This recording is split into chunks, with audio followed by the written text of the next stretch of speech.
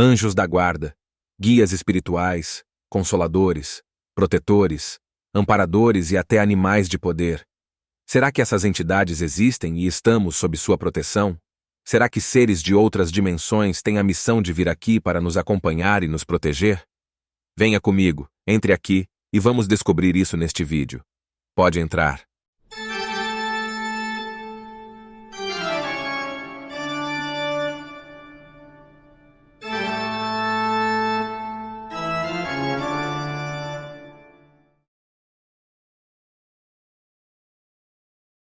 Seja bem-vindo! Eu sou Daniel de Ávila, e hoje vou responder a uma questão bastante interessante que foi levantada nos comentários de um vídeo anterior. No vídeo sobre ataques mágicos, eu disse que alguém que tenha conhecimentos avançados de magia e que soubesse utilizar, por exemplo, a magia onírica, que é um tipo de magia que age nos sonhos de alguém, essa pessoa teria meios para até mesmo matar sua vítima com esse tipo de ataque.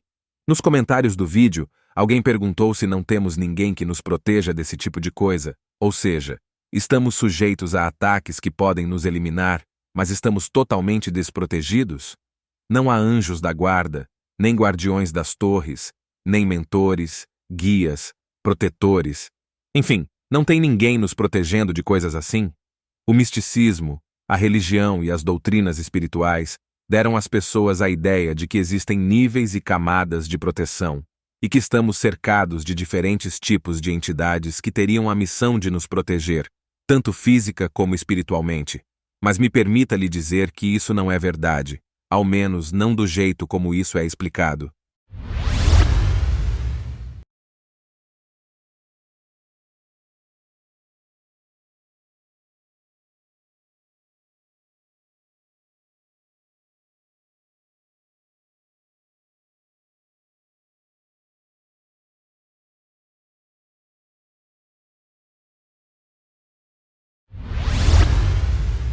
Quero que fique bastante esclarecido de que minha intenção aqui não é afrontar as crenças de ninguém, pois o que estou fazendo é apresentar o que a nossa e as outras ordens dispõem sobre este assunto.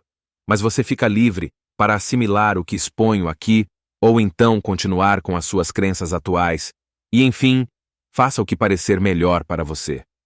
Estou fazendo esta observação para que fique claro que não estou sequer sugerindo que você esteja em erro por acreditar ou não acreditar em determinadas coisas, pois isso é sempre uma questão muito pessoal. Estou me limitando a responder a uma questão que foi levantada nos comentários, e o objetivo aqui é meramente didático, de maneira que não pretendo convencer você de coisa alguma. Peço apenas que você analise o que está sendo dito aqui e perceba se há coerência e lógica ou se lhe parece que estou dizendo coisas sem sentido.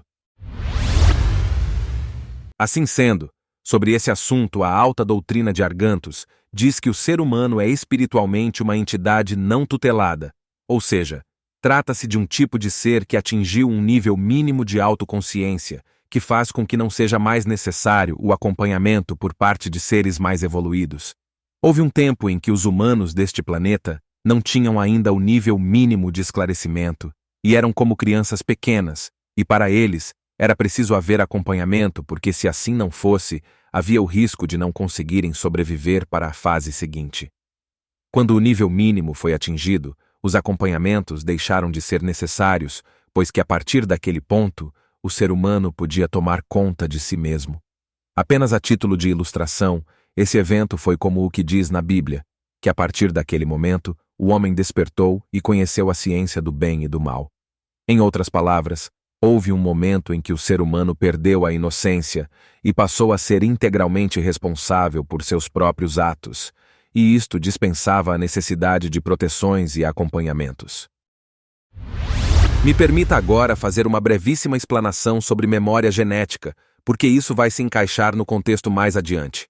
Observe, por exemplo, que até hoje para o ser humano é mais fácil acumular gordura corporal do que perdê-la, e isso vem de um tempo em que os antepassados não sabiam se teriam uma próxima refeição, porque a vida era difícil, então o corpo passou a se adaptar e a guardar reservas de gordura para as emergências.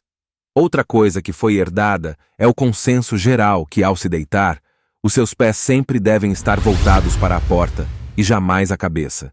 Isso vem da memória genética, em que era preciso vigiar a entrada da caverna para se proteger de predadores e outras ameaças. E outra coisa que também era de lá, e chegou aos nossos dias, é a maneira como é mais fácil acordar uma mulher que está dormindo se você fizer um som agudo perto dela. Por exemplo, uma voz fina. Uma voz grossa ou grave não terá muito efeito. Isso ocorre porque gravou-se na memória genética que a mulher tinha de estar sempre atenta ao choro do bebê. Não só para atender suas necessidades, mas também para fazer com que se cale para não atrair predadores. E hoje, mesmo que a mulher não tenha filhos, ela tem a predisposição a acordar mais rapidamente se ouvir um som agudo.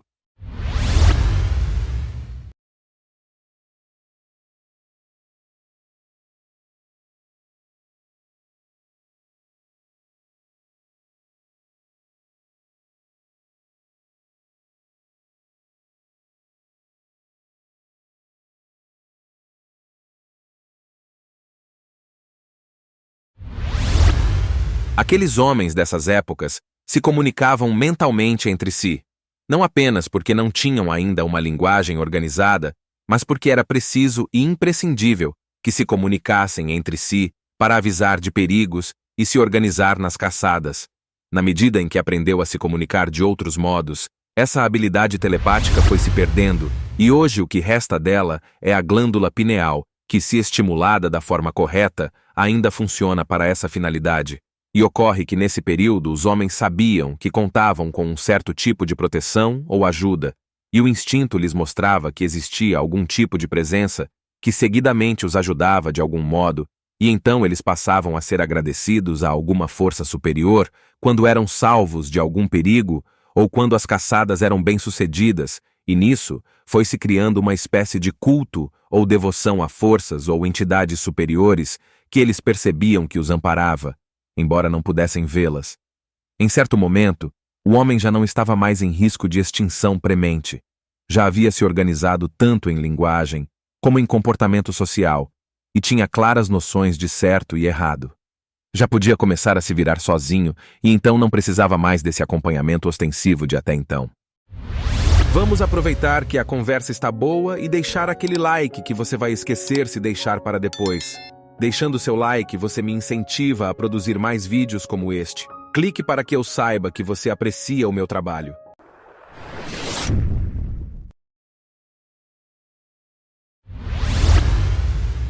A partir desse ponto, o ser humano deixou de ser tutelado, o que em termos de evolução espiritual é um avanço, já que a entidade se mostra suficiente para gerir sua vida sem a necessidade de supervisão e intervenção externa.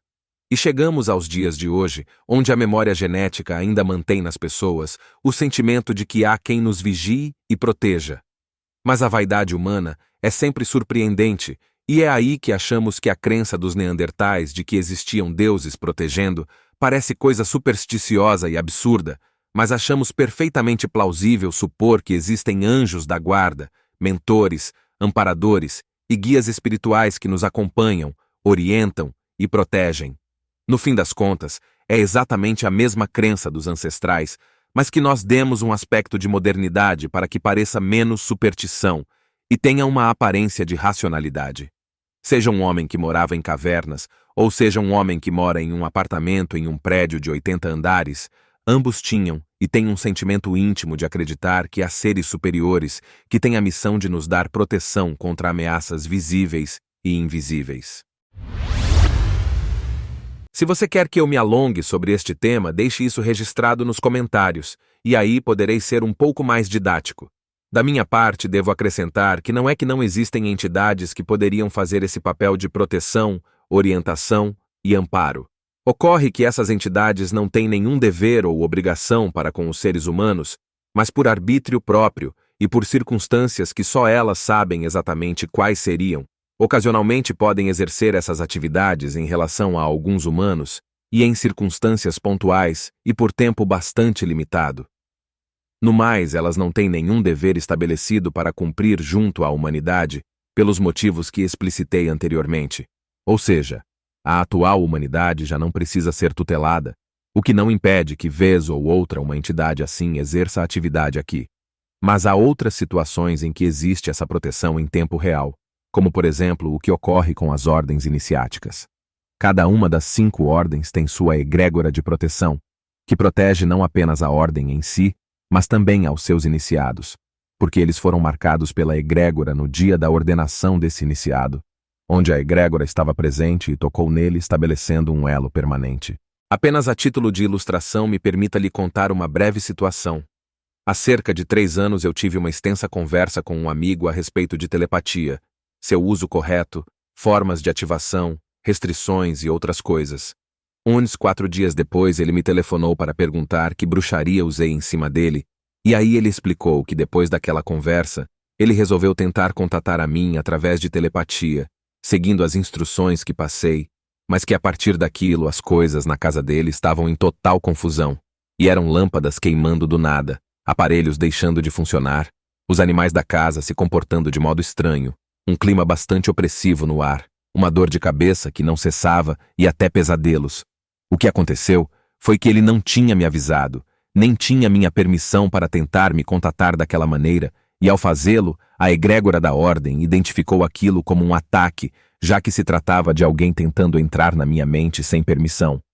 A egrégora bloqueou e contra-atacou na medida em que ele continuava a tentar me contatar, sendo que o evento da dor de cabeça foi o último, para que então ele ficasse impossibilitado de continuar com o que a egrégora identificou como um ataque mágico. A seguir, nós resolvemos essa situação e tudo voltou ao seu normal. A egrégora usou a proporcionalidade na resposta, pois se fosse realmente um ataque mágico, ela teria revidado com uma violência equivalente à intenção do atacante. A verdade é que muitas pessoas não apenas querem, mas precisam acreditar que existem seres dedicados a protegê-las, e então são criados muitos nomes e designações, mas todas essas entidades teriam como razão de existir o fato de dar apoio e proteção a esta humanidade. Essas pessoas ficam apavoradas com a ideia de que talvez estejam sozinhas e por sua conta e risco, e então recorrem a religiões, seitas e crenças onde se diga que há seres interdimensionais que foram criados para nos amparar.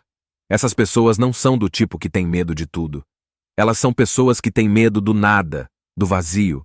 Qual o grau de merecimento que atingimos para fazer jus a que seres de outros planos tenham sido designados para acompanhar, aconselhar e proteger a cada um de nós? E se fosse assim, vendo o que acontece nesse mundo, não seria o caso de questionar que talvez tais seres não estariam fazendo um bom trabalho? Assim sendo, a princípio não tem nada de mais em crer na existência e atuação de anjos da guarda e outros desses jaez, e por mais que se trate de uma pessoa salaz e de comportamento sevandija, ela tem o direito de acreditar que alguém a protege e zela por sua segurança, e muita vez essa pessoa até tem a necessidade de acreditar nisso para não se desesperançar. O que não pode é isso se tornar uma crença absoluta, onde ela se crê salvaguardada de toda e qualquer situação ruim. Uma postura dessas a jogará no nível seguinte, que é o da positividade tóxica e do pensamento mágico, que são temas que tratei no vídeo anterior. Logo a seguir, ela tenderá a ouvir vozes que dirá ser dos anjos e amparadores, e não raras vezes alguém que se entrega a isto se torna um perturbado messiânico. Então é preciso estabelecer a diferença entre uma crença saudável e uma crendice desmedida. Todos os seres citados aqui existem em seus respectivos planos dimensionais, e o que estou lhe explicando é que não é pelo fato de que eles existem, que isso vá significar que eles têm obrigações e deveres em relação a você, ou qualquer outro humano. Embora eu já tenha enfatizado que nada impede que, vez por outra, eles façam tais coisas em relação a determinados humanos, mas isso não é permanente nem ostensivo a todos os humanos. Caso você seja uma pessoa que tenha crença numa proteção permanente dada por seres espirituais, saiba que minha intenção aqui não é afrontar a crença de ninguém e me limitei a expor o que a ordem dispõe sobre este assunto. Mas cada um é livre para crer naquilo que melhor lhe parecer. Espero que você tenha gostado deste vídeo, e se de fato foi assim, me deixe saber disto nos comentários. Comentários esses, aliás, que você pode usar, inclusive, para me enviar sugestões de pauta e temas para futuros vídeos. Obrigado, caso você tenha chegado até aqui e prestigiado meu trabalho. No mais, um grande abraço e nos vemos no próximo vídeo. Vida e vitória!